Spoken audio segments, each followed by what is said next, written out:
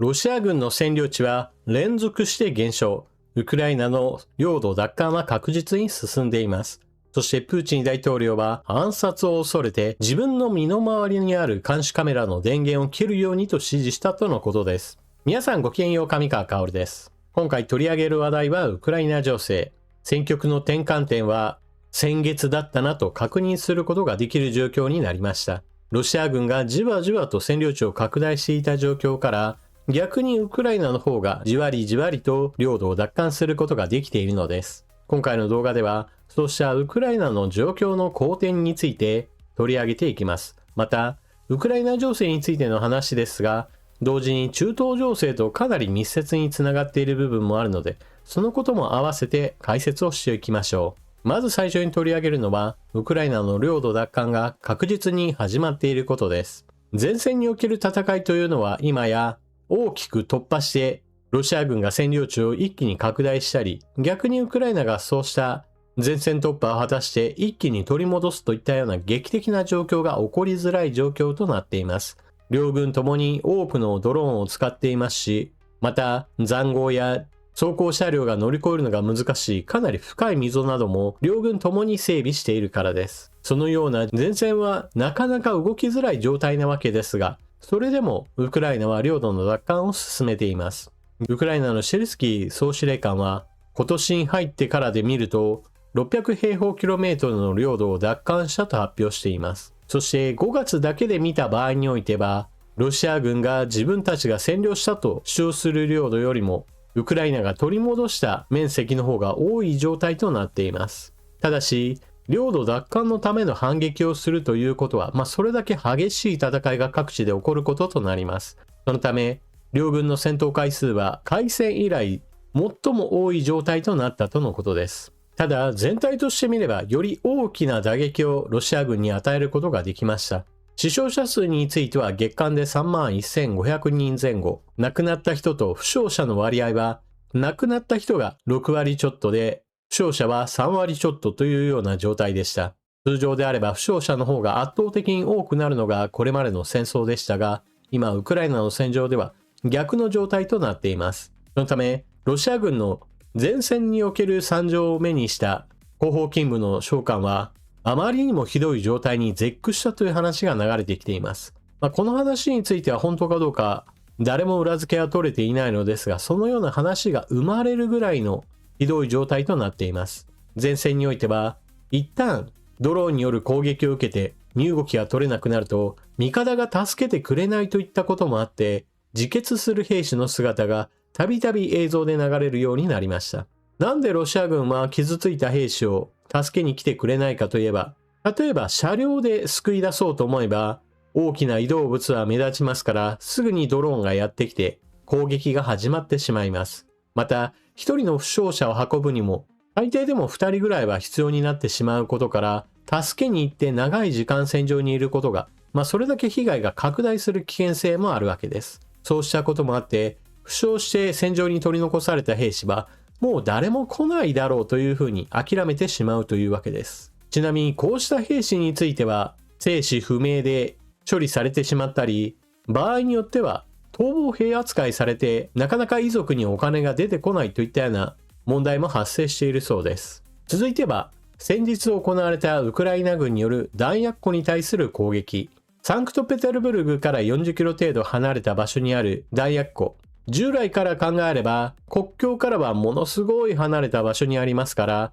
そう簡単に砲撃を受けることはないだろうとロシア側は考えていたはずです。しかし衛星写真で見るとこの弾薬庫、どうやら建物の外に野積みされた弾薬類などの貯蔵箱が並んでいたという話もあって、一旦誘爆が始まると、その周りにある施設そのものも損壊し、中にある大量の弾薬へと爆発がさらに拡大するという形で、もはや手がつけられないような状態になったと考えられています。そのため、ウクライナ軍による攻撃の戦果として、5000トンもの弾薬が今回の攻撃で吹っ飛んだと考えられています。当然これだけの量の損失ですから、お金も時間も両方とも失われたわけです。そして弾薬類の供給を滞らせるという意味では、現在ウクライナ東部南部で行われている補給ラインに対する連続的な攻撃は今日も成功し続けています。特に今回注目に値するのは、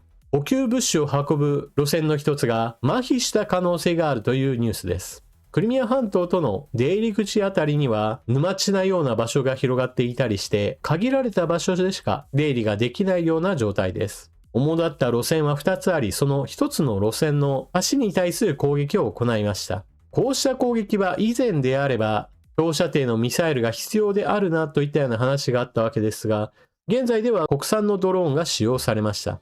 橋に対する攻撃は、直接的に橋そのものが崩れるほどではなかったにしても、ウクライナ軍がこの場所を狙っているぞというのが明確になったわけですから、そこを避けるしかないというようなことになるわけです。そして、遠回りするということはそれだけ燃料を多く消耗しますし、時間もかかります。今、クリミア半島では、半島全域における燃料不足が発生しており、物資の供給が遅れるということもあって、状況はさらに悪化するものと考えられます。同時にクリミア半島ではちょっと悠長なニュースも流れていました。それは観光客が激減してしまい、地元の産業がダメージを受けているという話です。戦争という意味においてはクリミア半島は最前線のうちの一つです。地上戦闘がちょっと遠いということもあって、感覚的には大丈夫な場所として捉えている人が多いのでしょう。クリミア半島の南の端のあたりには、かなりの観光地などもありますから、そうした場所にやってくる人が今でも絶えなかったというのです。ただし、ウクライナ軍の連続的な攻撃に伴って、半島全体で燃料危機が発生し、さらには食料品の販売規制なども始まっています。こうした状況をよく分かっていないロシア本国の人たちが観光にやってきて、現地の状況に唖然とするんだそうです。ガソリンスタンドには給油を求めて車の列がずらーっと延々と続いていますし、さらにはそうした列に並んだとしても、事前に販売承認の下りるクーポンを持っていなければ、並んだとしても全く売ってくれないという状況に陥っています。観光地にフラッとやってきたというような人は、そうした事情を全く知らずに並んでいて、絶望的な状況に追い込まれたといったような人などの話も出ています。さらにはそうした上に、鉄道路線についても、従来のダイヤが完全に乱れた状態で運行停止している便も大量に出ているということです。ロシアは基本的に首都モスクワに関しては状況の改善に必死に取り組みますが、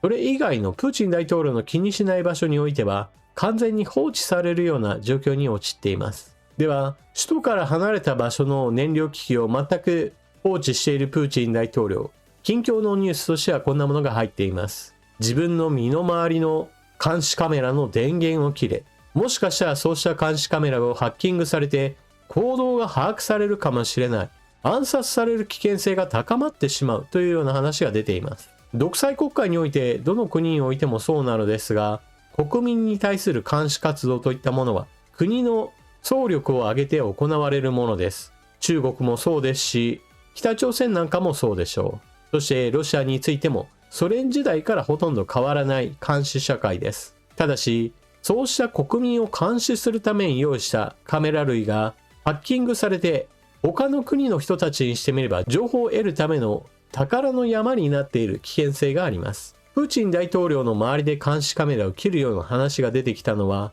イスラエルによる諜報活動がイランにおいてかなり効いたからです。ここで中東情勢との絡みが始まります。イスラエルは諜報機関モサドの力を使ってイラン国内の監視カメラに対するハッキングを全国規模で実施しました。それによって誰がどこでどんな行動をしているか、それらをすべて AI の力を使って分析し、高官たちがいつどこに現れる、そうした情報についてある程度の予見性を持ってイラン国内の状態を把握するようなことができたと言われています。だからこそイスラエルとアメリカが攻撃を始めた時、指導者層を一気に攻撃で命を奪うといったこともできたわけです。こうした事例を目の当たりにしたプーチン大統領は、自国のサイバーセキュリティに関して自信が持てないと考えたのか、もうそもそも電源を切れというような話へとつながったというのです。ちなみにプーチン大統領はこうした電子機器類に対する危険性といったものを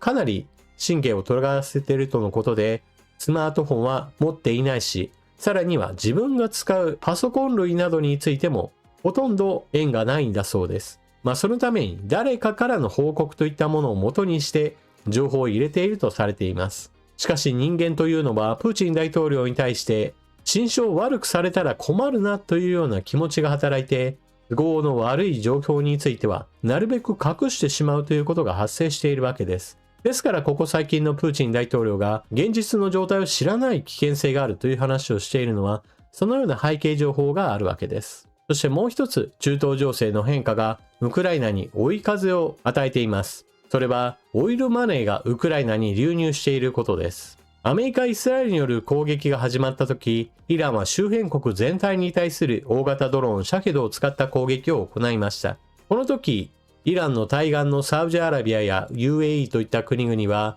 欧米製の対空ミサイルを使ってイランのシャヘドを撃墜しました。しかし、一発1億円や2億円といったものすごい高額のミサイルを使って500万円以下と考えられているイランのシャヘドを撃墜するのはあまりにもコストパフォーマンスが悪い。その上にパトリオットミサイルの補給をしようと思っても、ミサイルはアメリカで作っていて、それらを購入するためにはかなりの時間差が発生します。そうした状況下において、イランのシャヘドはそれこそロシアで使われているシャヘドの大元なわけですから、迎撃ドローンの発達したウクライナというのはまさにパートナーとして最適なわけです。そのために中東のオイルマネーがウクライナへと渡り、そのお金をもってして迎撃ドローンが販売され、そこで得た利益というのがまたウクライナの軍事兵器開発を促進させるわけです。その上ウクライナ自身は自国の戦場を兵器の試験場として使っても良いと欧米各国のメーカーに対して通達を出しました。各国の兵器産業はドローンの重要性というものをまざまざと見せつけられている状態ですから、自分たちの開発したものもしくはウクライナとの共同開発をしたものがどれだけ戦場で役に立つか、実地テストというものを行いたい企業は非常に多くあります。それぞれの国の企業が自国の開発機と、そして実地テストを兼ねてロシア軍を攻撃するわけですから、それもまたロシア軍に対する打撃に実際になっていくわけです。こうした状況というものもあって、ウクライナ軍のドローンの質と量は確実に向上しているわけです。次にロシアの南方にあるアルメニアで選挙が行われました。この選挙で親欧米派の大統領与党が大勝利し、ロシアとの決別が進もうとしています。ロシアの国際的な影響力といったものが明確に低下していることの一つの証拠だと言えるでしょう。アルメニアはもともとはロシアとの軍事同盟を結んでいるぐらい、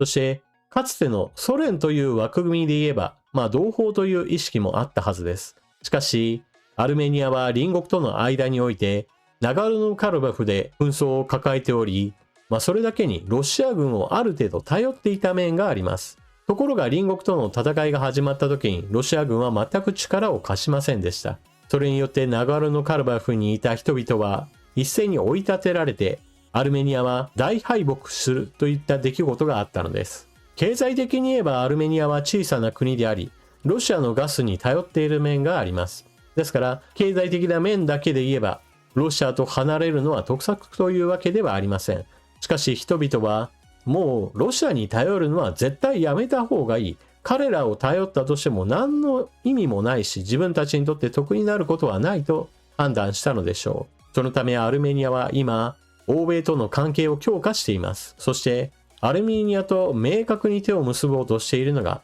トランプ政権です。トランプ大統領はアメリカにとって得になるのであれば、積極的に手を出すというふうに考えたのでしょう。アルメニアは中央アジアとの中継地としての役割を果たして、それによってアメリカに利益をもたらすというような形で関係を強化しています。つい先日、ルビオ国務長官がアルメニアに入り、経済協力関係の共同声明を出しました。そこには、従来のロシアとの経済関係から脱却し、よりアメリカの投資を受けて国内の開発を進めるという話が盛り込まれています。この後、アルメニアは EU 加盟に向けての動きも加速させており、隣国トルコとの関係も改善強化していますから、脱ロシア経済圏を目指して突き進んでいるところです。これに対してロシアのプーチン大統領は、お前の国はロシア産のガスに頼っているんだ。親欧米路線を突き進むというのであれば、ガス価格を大幅に引き上げるぞと脅迫を行っています。かえってこの脅迫がアルメニアの国民に対して、やっぱりロシアはやばい国だぞという風な感覚を持たせているように見えます。実際にガス価格が2倍3倍に跳ね上がれば、生活に対しては大きな負担になります。しかし人々にとっては、そんなことをするロシアであればやっぱり仲良くはなれないなと、より考えを深める、そうしたことをプーチン大統領は予想することができないのでしょう。というわけで今回の動画はここまで。最後までご視聴いただきありがとうございました。チャンネル登録していない方はぜひともこの機会にチャンネル登録よろしくお願いします。また、YouTube の動画にはなかなかしにくいような戦闘の映像などについては X で頻繁に発信しています。そちらの方については解説文章はあまりないのですが、戦場で何が起こっているかを知るには、ちょうどいい機会ではないかと思います。ですから、X へのフォローもぜひともよろしくお願いします。それでは次の動画でまたお目にかかりましょう。またね。